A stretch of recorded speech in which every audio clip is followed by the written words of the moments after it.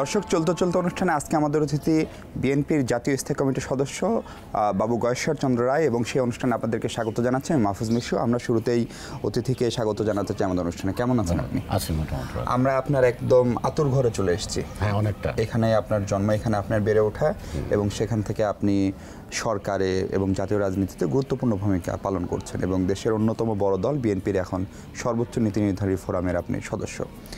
খুবই প্রচলিত ধারণা হচ্ছে আমাদের দেশে যারা মুসলিম সম্প্রদায়ের মানুষ, অন্য ধর্মে, তারা সবাই অন্য একটি দলের রাজনীতি করে। আপনি সেক্ষেত্রে একটা বড় ব্যতিক্রম বলা যেতে পারে, আপনি বা আপনার পরিবারকে। আমার প্রথম প্রশ্ন হচ্ছে, আপনি বিএনপির রাজনীতিতে কেন এলেন, কিভাবে এলেন? বিষয়টা হলো যে আমি শৈশবকাল থেকেই রাজনীতির প্রতি অনেকটা অনুরক্ত, এবং আমার অনেকেই হয়তো জীবনের লক্ষ্য ডাক্তার, ইঞ্জিনিয়ার, এটা সেটা, কিন্তু আমার জীবনের লক্ষ্যটাই ছিল শিশুকাল থেকে আমি রাজনীতি করব। এই উপমহাদেশের বড় বড় রাজনীতিবিদ যারা স্বাধীনতার জন্য আন্দোলন করছেন, ভারত স্বাধীন করছেন বা তৎকালীন সময় পাকিস্তান স্বাধীন করছেন, পরবর্তীতে বাংলাদেশ, তো তখন তাদের জীবনী, তাদের যে আত্মত্যাগ, এগুলি আমাকে খুব আলোড়িত করতো, এবং আমার মনে হতো যে আমাকে ঠিক হতে হবে। তো সেই কারণে আমি ছোটোবেলা থেকেই রাজনীতির প্রতি আমি আকৃষ্ট, এবং রাজনীতি করতে করতেই আমার কিশোরকাল, যৌবনকাল এবং কলেজ, ইউনিভার্সিটি সব শেষ করছি। এর মধ্যে দিয়ে স্বাধীনতা যুদ্ধ আর যা আছে 1966 সাল থেকে এই পর্যন্ত বাংলাদেশের যত পরিবর্তন, যত আন্দোলন, যত সংগ্রাম, জনগণের জন্য কোনো সংগ্রামে আমি অনুপস্থিত ছিলাম, এই ইতিহাসটা নাই। পরবর্তীতে এসে আপনি বিএনপির রাজনীতিতে কীভাবে জড়ালেন? বিএনপির রাজনীতিটা আপনাকে বুঝতে হবে যে স্বাধীনতার পরেই আমি তৎকালীন একসময় পাকিস্তান ছাত্রলীগ জগন্নাথ হল শাখার সাধারণ সম্পাদক ছিলাম।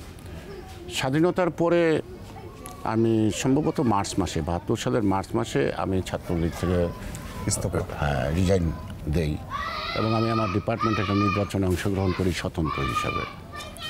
এবং ঢাকা বিশ্ববিদ্যালয়ের দর্শন বিভাগ। স্বাধীনতা উত্তরকালে আমরা যেটা আশা করছি, সেই স্বাধীনতার পরবর্তী পর্যায়ে দেখলাম যে সে অনেক আশাই ব্যাহত হচ্ছে। এই আশা প্রতিষ্ঠিত হওয়ার মতো নয়। 1971 সালের 28শে মার্চ আমাদের বাড়িতে প্রায় 60 থেকে 70 জন তৎকালীন সেরা নেতা, রাজনৈতিক নেতা, পার্লামেন্টের মেম্বার, সাধারণ মানুষ আমাদের বাড়িতে আশ্রয়, পুরো গ্রামটার মধ্যে অনেক মানুষ আশ্রয় নিয়েছে। তো আমাদের বাড়িতে অনুরূপভাবে নিয়েছিল 60 থেকে 70 জন। তো 1971 সালের 21শে এপ্রিল আমাদের বাড়িতে রাত্রি 1টার দিকে হামলা হয়।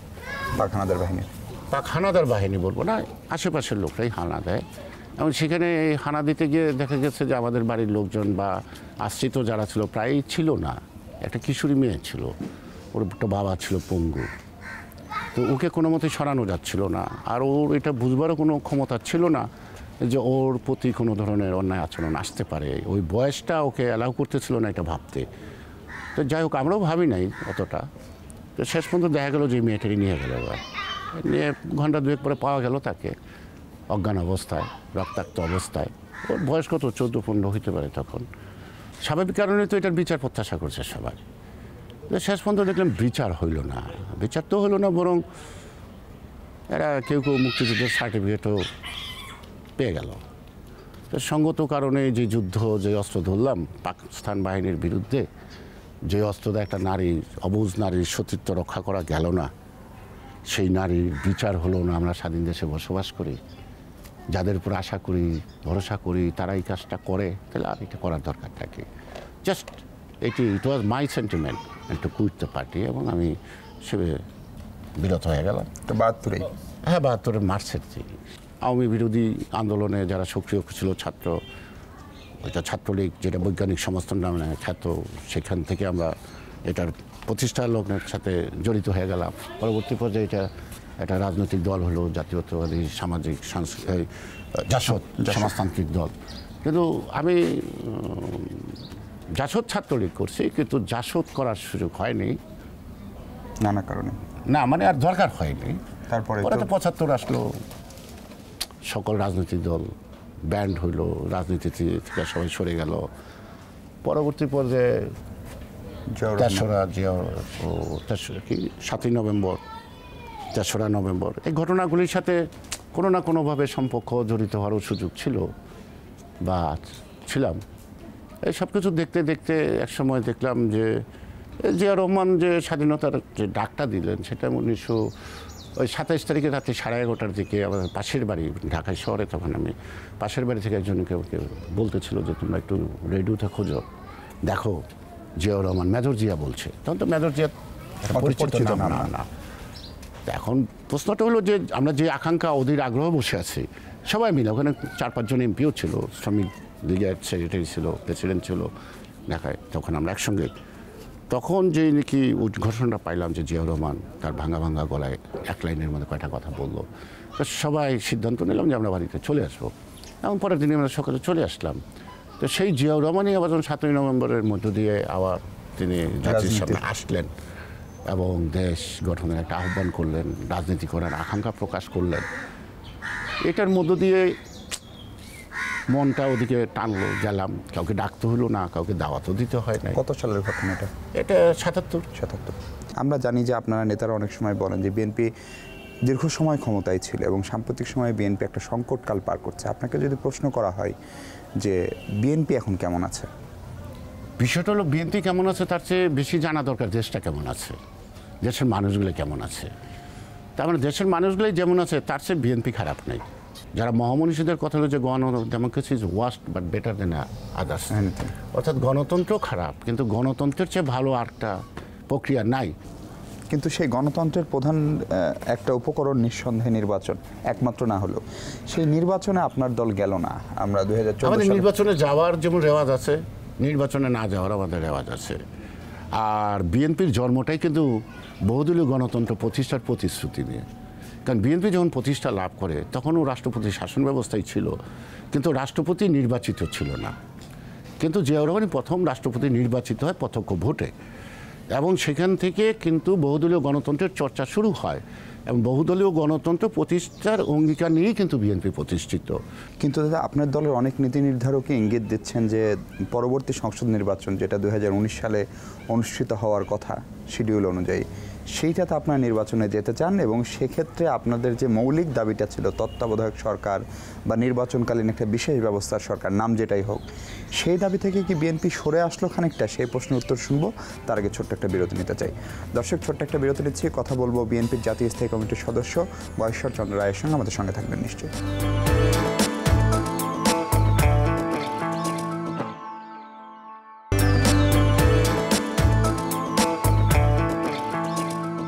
আমরা কথা বলছিলাম বিএনপির স্থায়ী কমিটির সদস্য গয়েশ্বর চন্দ্র রায়ের সঙ্গে। বিরতির পর স্বাগত আরেকবার। আপনাকে বিরতির আগে যে প্রশ্নটা করছিলাম যে আপনার দলের অনেক সিনিয়র নেতা বা নীতি নির্ধারক যারা, তারা কেউ কেউ ইঙ্গিত দিচ্ছেন যে তত্ত্বাবধায়ক বা নির্বাচনকালীন সরকারের ব্যবস্থা না, বর্তমান যে সরকার, যেটি সরকারও চাই সংবিধানের সংশোধনী বাতিল করে যে ব্যবস্থাটি করা হয়েছে, এই সরকারের অধীনেই নির্বাচন হবে, সেটার জন্য বিএনপি নির্বাচনে যেতে প্রস্তুত। এটি কি আপনিও কি সেটাই মনে করেন বা এটি কি দলের চূড়ান্ত সিদ্ধান্ত? না, আমি যেটা মনে করি সেটা হলো যে বিএনপির চেয়ারপারসন বেগম খালেদা জিয়া সহ তৃণমূল পর্যায়ে যারা আমরা আছি, গণতন্ত্রে বিশ্বাস করি এবং আমরা নির্বাচনে বিশ্বাস করি, তারা সবাই তো নির্বাচনে যেতে প্রস্তুত আছে। সেই নির্বাচনটাও হতে হবে জনগণের নির্বাচন, অর্থাৎ জনগণ তার ভোটটা নির্বিঘ্নে দিতে পারবে সেই নির্বাচন। তো সুতরাং এই সরকারকে রেখে নির্বাচন, এই সরকারকে না রেখে নির্বাচন, এই প্রশ্নটা আসে না। প্রশ্নটা হলো যে নির্বাচনটা কত অবাধ, কত সুষ্ঠু এবং প্রত্যেকটা ভোটার তার ভোটটা দিতে পারবে কি পারবে না, এই প্রশ্নটা। কিন্তু আপনি যাওয়ার সেটা হলো আগে তত্ত্বাবধায়ক সরকার নামটাকে আপনি যে নামেই ডাকেন না কেন। আর একটা কথা বলতেন যে শেখ হাসিনার অধীনে বা বর্তমান প্রধানমন্ত্রীর অধীনে, সরকারের অধীনে নির্বাচন, এটা প্রবাদ আছে, কাঁঠালে আম সত্য হয় না, আম দিয়ে আম সত্য হয়। সুতরাং এই বর্তমান সরকার এবং প্রধানমন্ত্রীর অধীনে যে সুষ্ঠু অবাধ নির্বাচন কখনো সম্ভব না, এটা একটা মূর্খ, একটা পাগল, যেভাবে যে এটা না বলো কেউ বিশ্বাস করে না। তো সেখানে এই প্রশ্নটা আসবে কেন যে এই সরকারের অধীনে নির্বাচন, কোনো না কোনো সরকারের অধীনে নির্বাচন, সেই সরকারটাকে গ্যারান্টি দেবে আমাদেরকে কি যে সেই নির্বাচনে সবাই ভোট দিবে। কিন্তু পৃথিবীর আর সব দেশেই তো, মানে কোনো দেশেই তো নির্বাচনকালীন আলাদা সরকার থাকে না। আমাদের জন্য না, আমাদের দেশে কোনোদিন ছিল না, কিন্তু তারাই কিন্তু আন্দোলন সংগ্রাম করে প্রায় অনেক দিন পার্লামেন্ট থেকে নির্বাচনের পরে, হ্যাঁ, তারা তো এই বিধি আনলো। আরও একটা গুঞ্জন আমরা অনেক সময় পত্রপত্রিকায় পড়েছি, দেখেছি যে দু একটি প্রভাবশালী দেশ, ভারত ছাড়া আমি বলছি, মার্কিন যুক্তরাষ্ট্রের কথাই বলছি, যে সেই দেশটির রাষ্ট্রদূত বা তাদের প্রশাসনের পক্ষ থেকেও সম্ভবত বিএনপিকে এক ধরনের আশ্বাস দেওয়া হয়েছিল। এখন অন্য একটি দেশের উপর ভর করে সেই আশ্বাসে বিএনপির আন্দোলন বন্ধ করাটা, এটা আমেরিকা বা অন্যান্য না, যেখানে আমরা গ্লোবালি যদি চিন্তা করি, ডেমোক্রেটিক বিশ্বের তো আমরা একটা সদস্য নাকি, তাহলে অন্যান্য গণতান্ত্রিক বিশ্বের চিন্তা চেতনা বোধের সাথে আমাদের অনেক জায়গায় মিল থাকবে। আজকে এই যে গণতন্ত্রবিহীন রাষ্ট্র বা যেই ধরনের নির্বাচন হয়েছে, গণতন্ত্র বিশ্বাসী দেশগুলি তো এই নির্বাচনটাকে সুন্দরভাবে নিচ্ছে না এবং এটা প্রেস্টিজিয়াস মনে করছে না। এখন ম্যান্ডেটরিটা কনস্টিটিউশনাল হইতে পারে, কিন্তু নৈতিকতার প্রশ্নে কিন্তু গণতান্ত্রিক বিশ্বগুলি সরকারকে সেইভাবে সম্মানিত করছে না বা অ্যাকসেপ্টেন্স দিচ্ছে না, এটা বুঝতে হবে। আমাদের দেশের রাজনীতিতে বিদেশিদের হস্তক্ষেপ বা এক ধরনের চেষ্টা বরাবরই ছিল এবং সেই চেষ্টাকে আপনারা মানে রাজনীতিবিদরা দলমত নির্বিশেষে সেটা কোনোভাবে অ্যালাউ করেছেন। সেজন্য আমরা দেখি বিদেশি প্রত্যক্ষ পরোক্ষভাবে আমরা কখনো কখনো তাদের বিদেশি মন্ত্রী মিনিস্টাররা আসলে বেগম জিয়াও সাবেক প্রধানমন্ত্রী হওয়া সত্ত্বেও প্রোটোকল ভেঙে তারাও দেখা করার চেষ্টা করেন, আপনার দলের নেতারা করেন, অন্য দলের নেতারাও করেন। ফলে সেইটাকে আমাদের একটা জাতিগত সমস্যায় কিনা যে অন্য দেশের প্রতি, এটা জাতিগত সমস্যা একটাই যে সিনসিয়ারলি আমরা গণতন্ত্রের চর্চাটা সবাই করি না। আমি যে কথাটা বলছি, কথাটা শুনলে আমার প্রতিপক্ষরা রেগে যাবে, কিন্তু এই কথাটা যদি আমেরিকান লোক বলে, এই কথাটা যদি ভারতীয় লোক বলে, তখন কিন্তু তারা মাথা নত করে মেনে নেবে। এই যে আমাদের একটা অভ্যাস, মনোবৃত্তি, এটা থেকে আমাদের মুক্তি পেতে হবে। একদিন আগে হোক আর পরে হোক। আপনি বর্তমান সরকারের আন্তর্জাতিক গ্রহণযোগ্যতা নিয়ে কথা বলছিলেন, কিন্তু আমরা যখন সরকারের কারোর সঙ্গে কথা বলি তখন তারা বলে যে জাতিসংঘ তাদেরকে স্বীকৃতি দিচ্ছে, G7 সম্মেলনের প্রধানমন্ত্রী যাচ্ছেন, প্রধানমন্ত্রী নানা রকম আন্তর্জাতিক ফোরামে বাংলাদেশ এখন নেতৃত্ব দিচ্ছে, জাতিসংঘের সঙ্গে সম্পর্ক ভালো, ইউরোপীয় ইউনিয়নের সঙ্গে সম্পর্ক ভালো। তাহলে সেই কথাটা কি আর ধোপে টেকে? এই যে আপনি আমার গ্রামে এই বাড়িতে আসছেন, আশেপাশের বাড়িগুলি যাননি, এখন যদি আপনি আমার সাথে যান, যে আমাকে অপছন্দ করে সেও কিন্তু আমার সম্বন্ধে ভালোই বলবে, আপনাকে বসতে বলবে, আপ্যায়ন করতে চাইবে, কিন্তু তাদের মনোভাবটা এটা কী হলো? এটা সরকারের বা একটা দেশের কথা বলে ডিপ্লোম্যাটিক কী আছে, নর্মস আছে। এই নর্মসের মধ্যে ওরা তো আমাদের মতো রাস্তায় মিছিল করবে না, নিশ্চয়ই না, নাকি? ওরা তো আমাদের মতো মিছিল করবে না। সো দ্যাট আপনার এই স্বাভাবিক নর্মসগুলিকে আপনি যদি সম্পর্ক ভালো বা প্রেস্টিজিয়াস মনে করেন, দ্যাট ইজ অ্যানাদার থিং। এই যে এখন একটা নির্বাচনের বাতাস, আসল তো নির্বাচন তো হবে না, এটা দিয়ে আর কি রাখা, অথবা আমাদেরকে একটু চাপে রাখা না, মানে আমাদেরকে ওইদিকে ডাইভার্ট করা, অথবা আমার দ্বারা এলাকায় গণ্ডগোল বা ঝগড়া শুরু করে দিলাম, কে ইলেকশন করবে, কে নমিনেশন পাবে। তো টোটাল কালচারটাই কিন্তু অ্যান্টি ডেমোক্রেটিক। এখানে কিন্তু আমি কেউ বেশি দোষী, কেউ কম দোষী, আমরা কেউ দোষী নাই কথা বলবো না। ঈশ্বরচন্দ্র, আপনি রাজনীতিতে স্পষ্ট কথা বলার জন্য আলোচিত, কখনো কখনো সমালোচিত হয়েছেন। বিএনপির কাউন্সিল হলো এবং তারপরে দল কতটুকু ঘুরে দাঁড়ালো, দলের সাংগঠনিক অবস্থা এখন কীরকম, কি দলের ভিতরে কোনো দ্বন্দ্ব আছে কিনা সেসব নিয়ে আপনার মূল্যায়ন শুনবো, কারণ আপনি এইসব বিষয়ে নানা সময়ে খোলামেলা কথা বলেছেন। তার আগে ছোট্ট একটা বিরতি নিতে চাই। দর্শক, ছোট্ট একটা বিরতি নিচ্ছে, কথা বলবো ঈশ্বরচন্দ্র রায়ের সঙ্গে, আমাদের সঙ্গে থাকছেন নিশ্চয়ই।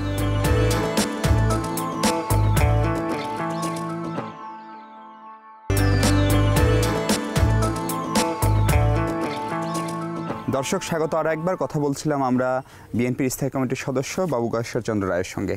এই কাউন্সিল হলো এবং কাউন্সিলের মধ্য দিয়ে দলে নতুন কি হলো, এবং আপনাদের দলের একজন শুভাকাঙ্ক্ষী মুক্তিযোদ্ধা ডক্টর জাফরুল্লাহ চৌধুরী উনি বলেছেন যে বিএনপি যা করার আগামী 3-4 মাসের ভিতরে তাদেরকে দৃশ্যমান কিছু করতে হবে, এবং না হলে এই দলটি আদৌ আর ঘুরে দাঁড়াতে পারবে কিনা সেই শঙ্কা হচ্ছে তার। আপনার মূল্যায়ন কি? এখন দেখেন, উনি একজন বিজ্ঞ লোক, ওনার মন্তব্য, আর উনি তো যা বলবে তার জন্য কোনো লিমিটেশনের দরকার নেই। কিন্তু আমরা দলকে মূল্যায়ন করব আমাদের মতো করে, আমাদের অভিজ্ঞতার আলোকেই করব।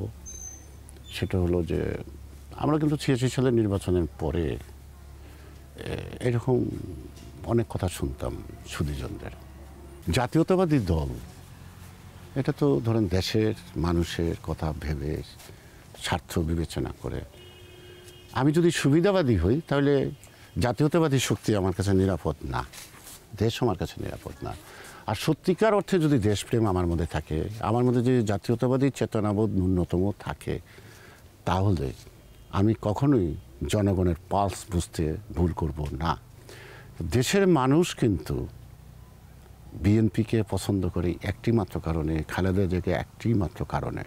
আপনি যেভাবেই চিত্রায়িত করেন, সাধারণ মানুষ কিন্তু যে তাকে আপোষহীন নীতির প্রশ্নে অর্থাৎ এই যে ওনার বিদেশে যাওয়ার ব্যাপার, ওনাকে বিদেশে পাঠানোর যে একটা যে চক্রান্ত ষড়যন্ত্র প্রচেষ্টা 111 দলের অভ্যন্তর থেকে পরিবার থেকে বিভিন্নভাবে চেষ্টা হয়েছে, কিন্তু উনি কিন্তু অনড় থাকলেন। সেই জন্য বললাম যে জাতীয়তাবাদী শক্তির একটা আস্থা এখনো অটুট আমাদের নেত্রী বেগম খালেদা জিয়ার উপর। কিন্তু আপনার সংগঠন কি তার সেই হ্যাঁ, সংগঠনের ব্যাপারটা যেটা বলবেন, দেখেন একটা জিনিস হলো যে এটা সংগঠন যদি সঠিকভাবে আপনি মাঠ থেকে গড়ে তুলতে চান, তাহলে সেখানে একটা পরিবেশ দরকার, একটা গণতান্ত্রিক পরিবেশ, নড়াচড়া করা। এখন কোথাও আমি একটা মিটিং করতে পারি না, কোথাও আমি বসতে পারি, এই সীমাবদ্ধতার মধ্য দিয়েই কিন্তু আমাকে সংগঠন করতে হয়। তারপরে সাংগঠনিকভাবে অগুছালু অনেকটা আমরা, কিন্তু শক্তিহীন না। কারণ দেখবেন যে আমরা একটা সুযোগ পাইলে ঢাকা শহরে একটা মিটিং মিছিলের, যে সরকার ন্যূনতম একটা অনুমতি দেয়, তাহলে কিন্তু আমরা 24 ঘন্টা 12 ঘন্টার নোটিশে বিশাল বিশাল জমায়েত করে ফেলতে পারি। এই জমায়েতটা মহাসচিবকে এতদিন ভারপ্রাপ্ত কেন করে রাখলেন আপনারা তো তাকে মহাসচিব করলেন। তাকে তো ভারপ্রাপ্ত করে রাখা হয়নি, উনি গঠনতান্ত্রিকভাবেই নেক্সট পদে ছিলেন বলেই ওনাকে এই দায়িত্বটা পালন করতে হয়েছে। এবং এই দায়িত্বটা পালন করতে গিয়ে এখানে একটা জিনিস হলো যে পরবর্তী কাউন্সিল না হওয়া পর্যন্ত ওনাকে ভারপ্রাপ্ত হিসেবে দায়িত্ব পালন করতে হয়েছে। কিন্তু যখনই পরবর্তী কাউন্সিল হয়েছে তারপরেই উনি মহাসচিব হয়েছেন। এটা ওনাকে ইচ্ছা করে ভারমুক্ত করা হয়নি, ওনাকে ইচ্ছা করে ভারপ্রাপ্ত রাখা হয়নি।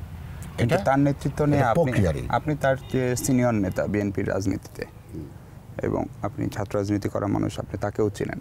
আপনাকে যদি আপনার মহাসচিবকে মূল্যায়ন করতে বলা হয় একজন নেতা হিসেবে, আপনি কিভাবে মূল্যায়ন করবেন? আমি একটা জিনিস বলছি, মানুষ দোষে গুণে। একটা দলের নেতা সব কাজ সবাই পারে না, এক এক কাজে এক একজন ভালো।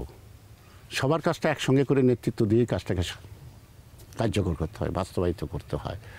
মহাসচিবের কোনো কোনো গুণ আছে, হয়তো কোনো কোনো ক্ষেত্রে গুণের অভাব থাকতে পারে। সুতরাং এখানে মহাসচিবকে ভালো ভাবা বা খারাপ ভাবার বিষয় না, বিষয়টা হলো উনি এখন সবাইকে নিয়ে কাজটা করবে, এবং যে যে কাজটা পারে এতদিনের অভিজ্ঞতায় উনি নিজেই বুঝতে পারেন যে কার সাথে রাজনৈতিক সিদ্ধান্ত গ্রহণ করার ক্ষেত্রে শেয়ার করা যায়, কাকে দিয়ে সাংগঠনিক কাজটা করানো যায়, কে সাংগঠনিক কাজটা ভালো হবে। অর্থাৎ এখানে আবেগ অনুরাগের, রাগ অনুরাগের মধ্যে থেকে সকলের মহাসচিব হিসেবে উনি হাঁটবেন, উনি সফল হবেন। একটা প্রচলিত ধারণা বা গুঞ্জন যে আপনার সঙ্গে তার ব্যক্তিগত রাজনৈতিক দূরত্ব আছে, কিংবা কোনো সেটা ইস্যুকেন্দ্রিক হতে পারে, সেটা কোনো কর্মসূচি ভিত্তিক হতে পারে, কিংবা পারস্পরিক ভালো লাগা না লাগা হতে পারে। এই ধারণাটা আমার একটা জিনিস হলো, আমার ভালো লাগা না লাগা ইমেটেরিয়াল। একটা মানুষের সাথে আমি সারাদিন কথা বলতে গিয়ে সব কথার সাথে একমত হইতে পারবো না, আমার সাথেও কেউ একমত হইতে পারবে না। আমি কারোর সাথে একমত না হইতে পারি, কিন্তু তার মত প্রকাশের স্বাধীনতাটাকে যদি আমি করি, বিশ্বাস করি এবং সম্মান করি, সেটি গণতন্ত্র।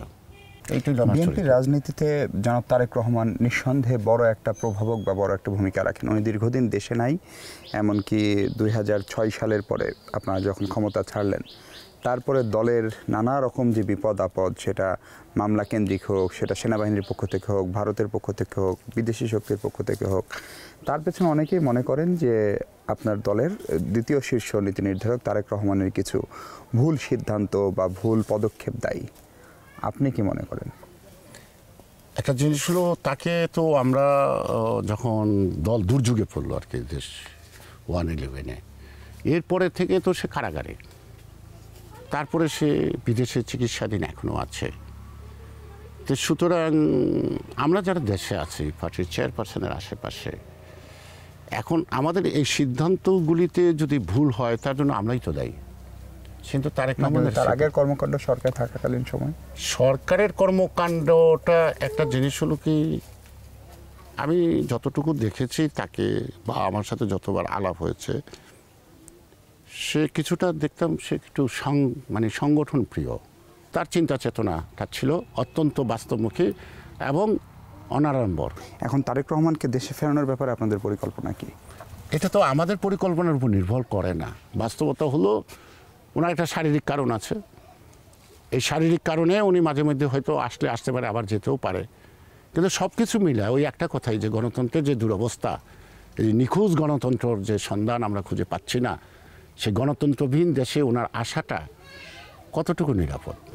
আর একটা বড় প্রশ্ন বা বিএনপিকে নিয়ে সমালোচনার একটা বড় জায়গা, আপনি জানেন যে যুদ্ধাপরাধীদের বিচার চলছে, কয়েকজন শীর্ষ যুদ্ধাপরাধীর ফাঁসি হয়েছে, তার ভিতরে একজন আপনার দলেরও শীর্ষ নেতা ছিলেন, অন্যতম শীর্ষ নেতা ছিলেন জনাব সালাউদ্দিন কাদের চৌধুরী।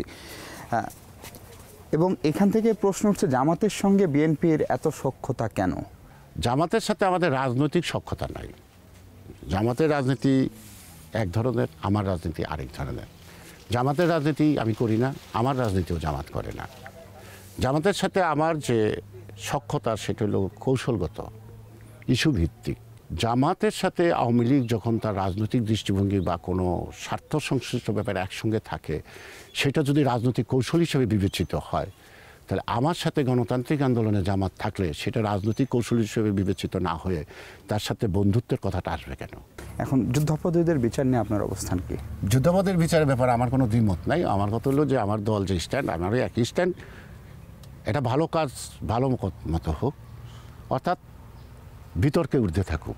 আপনি বিভিন্ন সময় গণমাধ্যমে বলেছেন যে আপনার দলেরই কিছু লোক নানা রকম সুযোগ সুবিধা নিচ্ছে এবং নানা জায়গায় হাত টাত মিলিয়েছে, এবং 111-এর সময় আমরা সেটি দেখেছি যে তারা নতুন দল করার চেষ্টা করেছে, দলকে ভাঙার চেষ্টা করেছে, বড় দলগুলোতে দেখেছি, আওয়ামী লীগেও আমরা সেটি দেখেছি, বিএনপিতেও সেটি দেখেছি। আওয়ামী লীগের প্রধানমন্ত্রী শেখ হাসিনা তাদেরকে দীর্ঘ একটা সময় দলের এবং সরকারের নীতি নির্ধারণ থেকে দূরে রাখতে পেরেছিলেন, এবং তাদেরকে সরকার এখন আনলেও তারা কেউ ওই অর্থে আর প্রভাবশালী না।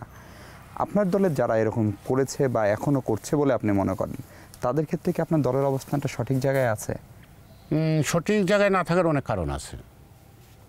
আমার নেত্রী ইচ্ছা করলে অনেক কিছু পারে না, তার তো কিছু সীমাবদ্ধতা আছে। তারপর আমার নেত্রীর একটু আবার মায়া মমতা বেশি আছে। দীর্ঘদিন একসঙ্গে চলছে, ছোট্ট একটা অপরাধ বা একটা গুরুতর অপরাধের জন্য হঠাৎ করে তাকে একটা শাস্তি, এই ব্যাপারে অনেকটা উদার। তো আওয়ামী লীগ যেটা পারছে, যদি 2008 সালে রাষ্ট্রীয় ক্ষমতায় না আসতো তাহলে আওয়ামী লীগ পারতো না। তা আমার দলে আগেও ষড়যন্ত্র ছিল, এখনও আছে, ভবিষ্যতেও থাকবে।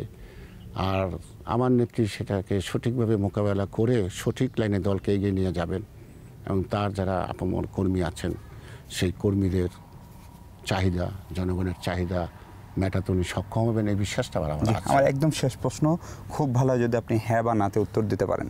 আগামী জাতীয় সংসদ নির্বাচনে বিএনপি অংশ নেবে কিনা? আপনার দলের মহাসচিব দু একটি গণমাধ্যমে এর মধ্যে একটা নির্বাচনী হাওয়া তৈরি হয়েছে দেশে, বা বলা হচ্ছে যে বিএনপি নির্বাচনে যাবে, সরকারের ধরন টরণ যাই হোক না কেন। বিএনপি সবসময় নির্বাচনে যেতে প্রস্তুত, সেই নির্বাচনে জনগণ ভোট দিতে পারবে, সেই আস্থা যদি জনগণ পায়।